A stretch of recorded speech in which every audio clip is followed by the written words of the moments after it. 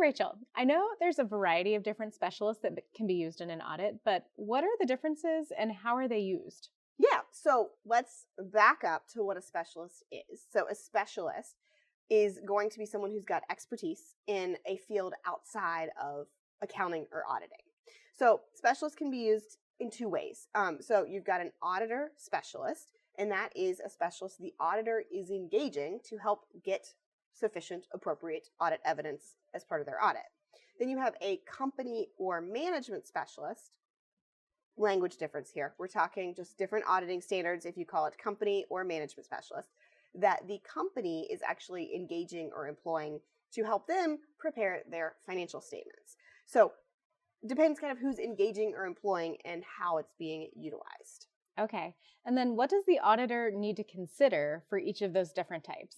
Yeah, so whether it's a company or management specialist or an auditor specialist, either way, from the perspective of the auditor needs to evaluate that specialist. So you're going to assess their knowledge, their skill, the ability, understand the work that they did, look at things like assumptions that were, utilized by them, evaluate that and, is it appropriate? And then you're going to step back and kind of look at the conclusions as a whole of the work they did and evaluate if, from an audit perspective, that gives you sufficient appropriate audit evidence or if you need to perform more audit procedures surrounding it. So if you want to learn more about specialists, the different types, and what an auditor needs to do, we've got a course that covers all things specialists out on our Learning Library catalog.